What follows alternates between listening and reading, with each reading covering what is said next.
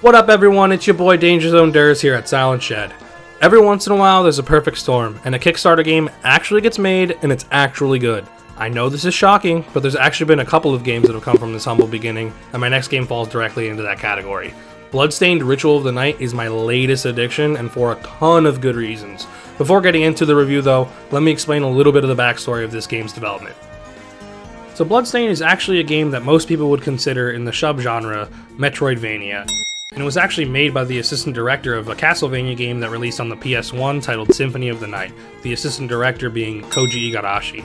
Igarashi actually later went on to produce most of the Castlevania games from what I saw on the wiki page, and I think that this fact alone is probably why the Kickstarter got so much support.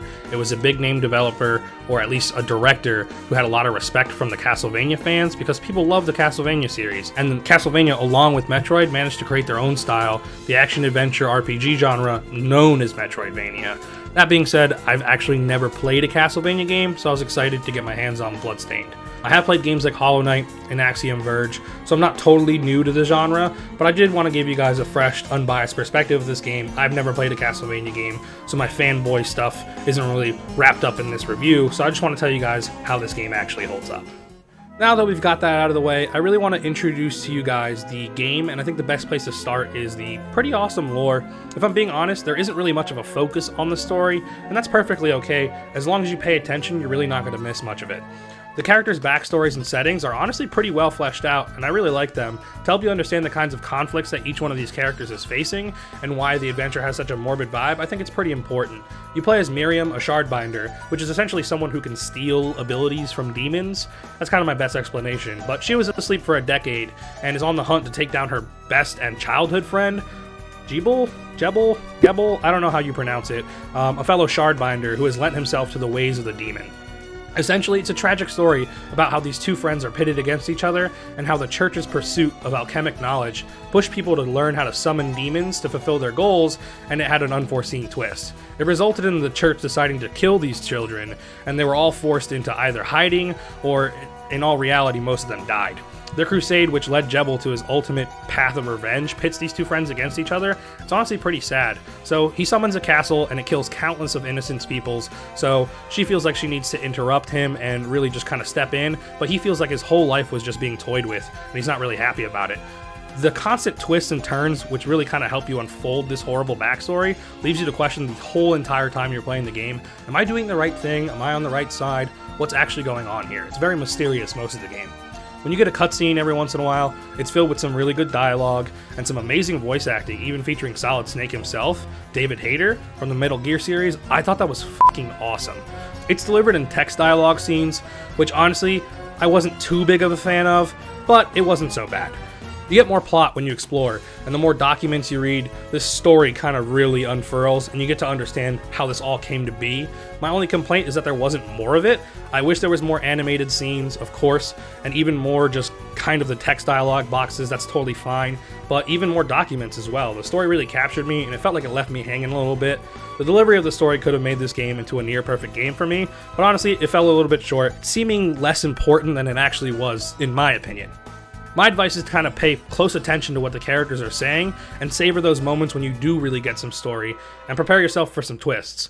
Heck, even if you do what I did and you get the worst ending possible, you'll just get a game over screen and be reverted to your last save, basically a big f*** you, which I think is an awesome move, Igarashi. I totally respect it.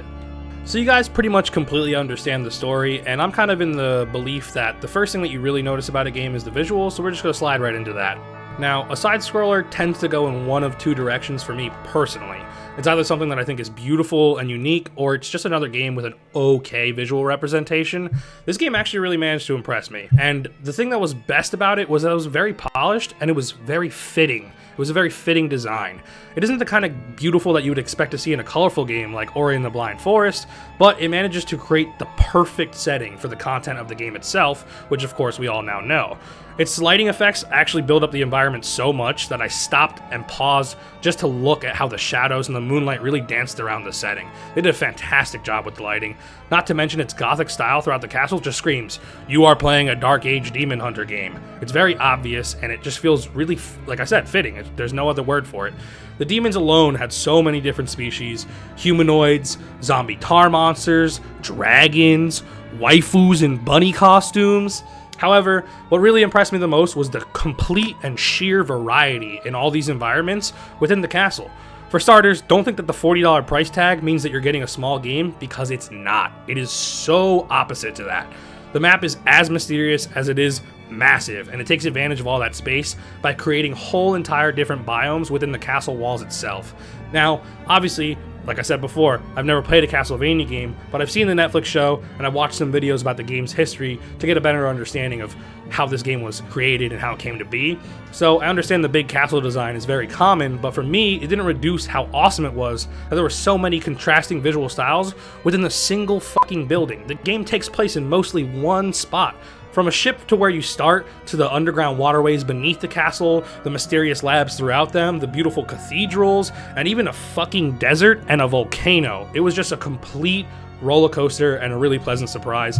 In short, Igarashi really took the first reactions of how people felt about the visuals very seriously and made sure that most of those complaints could not be made when the game finally launched. I don't want you to take my word for it though. I'm going to link the trailer in the description because he did do a before and after of how the game looked. So check it out for yourself.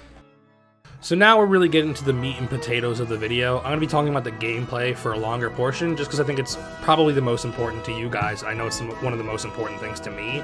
I gotta say, BloodStained is honestly superseding its reputation, because its spiritual predecessor, Symphony of the Night, got so much acclaim for being one of the best games people have ever played. I honestly feel that way about BloodStained.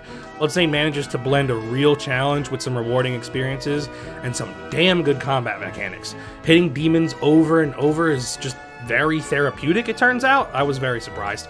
The combat is satisfying because you really have to set up your abilities and weapons and learn how to dodge and set yourself up for some counterplay so you can unleash those damages while still taking a very few amount of hits yourself.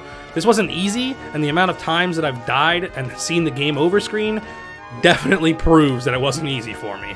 That being said, I never found it so difficult that I was ready to set my PlayStation on fire and throw it into a dried up well somewhere, but it definitely got me close a couple times. The game just rewards players who spend the time and prepare before heading into their next battle, and it just takes time to get used to it and learn the enemies. The game focuses a lot of the RPG elements of it, however, on your equipment and shards, allowing you to change the way that you're playing the game completely, and you can just kind of constantly change your build to make sure that you're making it the way you want to play the game, what suits you the most. I mean, the sheer level of character customization here is honestly fantastic. You might want to sling guns and keep a distance from your enemies, or you're like me and you really want to get in their fucking face and just destroy them with an awesome greatsword. There's some really cool techniques as well that are dependent on your weapon. Whatever you're using really has different kinds of combos that you have inputs for, similar to like a fighter or a hack and slash. The best part of it is that in a single run of this game, you can really change your whole entire build to fit the area that you might be tackling right now without ever being punished for it. So you can kind of try multiple different ways to play the game in a single playthrough. It's great. The castle is full of nooks and crannies that aren't even perceptible to your eye, so you kind of have to either use your game intuition to kind of just destroy some walls that you think might be something discoverable behind, or you can use the handy skills that the game gives you later on. And honestly, the secret hunting became kind of an obsession of mine. I'm a bit of a completionist, and it adds to your map completion when you find these areas, and I really just couldn't pass it up. And honestly, you can't pass it up either, because these secrets give you some great weapons, some good equips, or resources that you can use to craft new equips, and even cook meals, which give you permanent stat boosts, which I honestly love. The game really focused and made the cooking important. It wasn't just some gimmick like Kingdom Hearts 3. You actually gain permanent stat boosts from this. It was awesome. Weapons and equipment and crafting are really only half of this equation though. The other one is the shards.